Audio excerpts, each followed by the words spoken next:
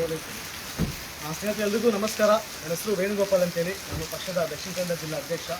ಇಂದು ನಾವು ಕಡಬ ತಾಲೂಕಿನ ತಾಲೂಕು ಪಂಚಾಯತಿ ಕಚೇರಿಗೆ ಭೇಟಿ ಕೊಟ್ಟಿದ್ದೀವಿ.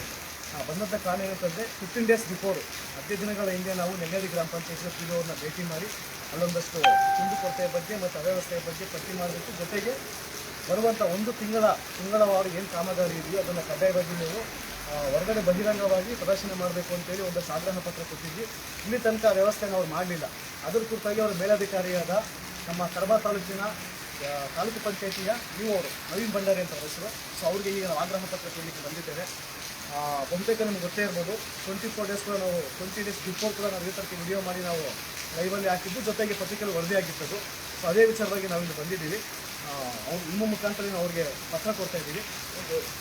ಸ್ವಲ್ಪ ಹತ್ರ ಬಂದು ಅದೊಂದು ಹಾಗೆ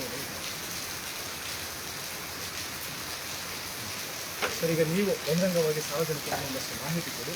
ನಾವೀಗ ನಿಮಗೆ ಪತ್ರ ಕೊಡ್ತಾ ಇದ್ದೀವಿ. ಇದ್ರ ಕುರಿತಾಗಿ ನೀವು ನೆಕ್ಸ್ಟ್ಗೆ ಏನು ಕ್ರಮ ತಗೊಳ್ತೀರಾ ಅಥವಾ ಏನು ಸರಿಪಡಿಸ್ಕೊಡ್ತೀರಾ ಅಂತ ಒಂದಷ್ಟು ಮಾಹಿತಿ ಕೊಡಿ.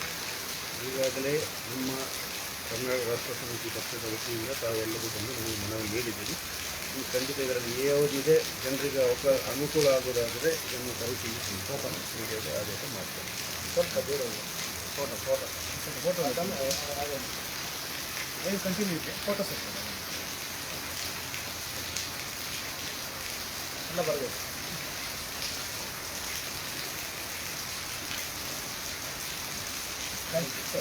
Thank you sir, thank you very much. ಸ್ನೇಹಿತರೆ, ಇಂದು ನಾವು ಒಂದು ಬೆಳಗ್ಗೆ ಮೆಂಬರ್ಶಿಪ್ ಅಭಿಯಾನ ಮಾಡಬೇಕು ಅಂತ ಬಂದಿದ್ವಿ. ಸೊ ಮೆಂಬರ್ಶಿಪ್ ಅಭಿಯಾನ ಮಾಡಲಿಕ್ಕೆ ಆಗಿಲ್ಲ. ಬಹುತೇಕ ಇಲ್ಲಿ ಕರಾವಳಿ ಭಾಗ ಆಗಿದ್ದರಿಂದ ಬೆಳಗ್ಗೆಯಿಂದಲೇ ಮಳೆ ತುಂಬ ಜೋರಲ್ಲಿ ಮಳೆ ಬರ್ತಾ ಇದೆ. ಹಾಗಾಗಿ ನಾವು 4 ದಿನ ಮಾತ್ರ ಮೆಂಬರ್ಶಿಪ್ ಮಾಡಲಿಕ್ಕೆ ಆಯ್ತಷ್ಟೇ, ಬಾಕಿ ಮೆಂಬರ್ಶಿಪ್ ಮಾಡೋಕ್ಕಾಗಲಿಲ್ಲ. ಸೊ ಹಾಗಾಗಿ ಅದೇ ಥರಕ್ಕೆ ಕಡಬ ತಾಲೂಕಿನ ತಾಲೂಕು ಪಂಚಾಯತಿ ಅಲ್ಲ, ತಾಲೂಕು ಕಚೇರಿ ಕೂಡ ಭೇಟಿ ಕೊಟ್ಟಿದ್ವಿ. ಅಲ್ಲಿ ತಹಶೀಲ್ದಾರ್ ಇರಲಿಲ್ಲ. ತಹಶೀಲ್ದಾರಲ್ಲಿ ಟ್ರಾನ್ಸ್ಫರ್ ಆಗಿದ್ದಾರಂತೆ, ಹೊಸ ತಹಶೀಲ್ದಾರ್ ಇನ್ನೂ ಬರಲಿಲ್ಲ. ಅಲ್ಲೂ ಸ್ವಲ್ಪ ಒಂದಷ್ಟು ಲಂಚಮುಕ್ತ ಅಭಿಯಾನ ಮಾಡಿ ಜೊತೆಗೆ ಬಟ್ಟೆಲಿಗೆ ಬಂದಿದ್ದೀವಿ.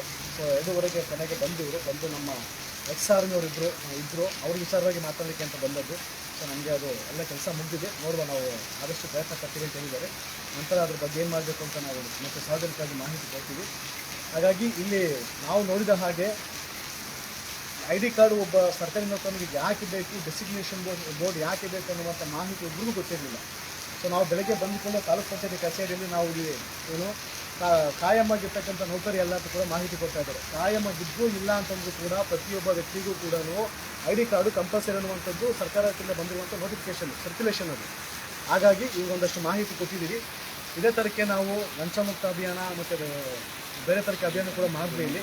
ಸೊ ಅದ್ರ ಬಗ್ಗೆ ನಾವು ಲೈವ್ ಮಾಡೋಕ್ಕೆ ಹೋಗಲಿಲ್ಲ ಅಷ್ಟೇ, ಒಂದಷ್ಟು ಫೋಟೋಸ್ ತೊಗೊಂಡಿದ್ದೀವಿ. ಈಗ ನಾನು ಎಸ್ಪೆಷಲಿ ಇದು ಮಾತಾಡೋ ಕಾರಣ ಏನಂತಂದರೆ, ಈ ಮಳೆಯಲ್ಲೂ ಕೂಡ ಪಕ್ಷದ ಕುರಿತಾಗಿ ನಮ್ಮ ಜಿಲ್ಲಾ ಕಮಿಟಿಯ ಪದಾಧಿಕಾರಿಗಳು, ಶಿವರಾಜವರು ಜಿಲ್ಲಾ ಕಾರ್ಯದರ್ಶಿ, ಸಿಜಿಯವರು ಜಿಲ್ಲಾ ಕಾರ್ಯದರ್ಶಿ ಮತ್ತು ನಮ್ಮ ಶಶಿಧರನ್ ಕೂಡ ಸಂಘಟನಾ ಕಾರ್ಯದರ್ಶಿ, ಜೊತೆಗೆ ನಮ್ಮ ಪಕ್ಷದ ಸದಸ್ಯರು ಪ್ರಕಾಶರು ಸಕ್ರಿಯವಾಗಿ ನಿನ್ನೆ ಕೂಡ ಬಂದಿದ್ದರು.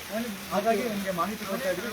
ದಯವಿಟ್ಟು ಈ ನಮ್ಮ ಲೈವ್ ಮುಖಾಂತರ ತಿಳಿಸ್ತಾ ಇದ್ದೀವಿ. ಇದೇ ಥರಕ್ಕೆ ಯಾವುದೇ ಸರ್ಕಾರಿ ಕಚೇರಿಯಲ್ಲಿ ನಿಮ್ಮನ್ನು ಲಂಚ ಕೇಳುವಂಥದ್ದು, ನಿಮ್ಮ ಕರ್ತವ್ಯವನ್ನು ಅಂದರೆ ನಿಮ್ಮ ಕೆಲಸವನ್ನು ವಿಳಂಬ ಮಾಡುವಂಥದ್ದು ಆದ ಕೂಡಲೇ ನಮ್ಮ KRS ಪಕ್ಷವನ್ನು ದಯವಿಟ್ಟು ಕೂಡಲೇ ನೀವು ಸಂಪರ್ಕಿಸಿ. ಏನೇ ಸಮಸ್ಯೆ ಇದ್ದು ಕೂಡ ನಾವು ನಿಮಗೆ ಉಚಿತವಾಗಿ ಸೇವೆಯನ್ನು ಒದಗಿಸಿಕೊಡ್ತೇವೆ. ನೀವು ಮಾತಾಡ್ತೀರಾ? ಧನ್ಯವಾದಗಳು.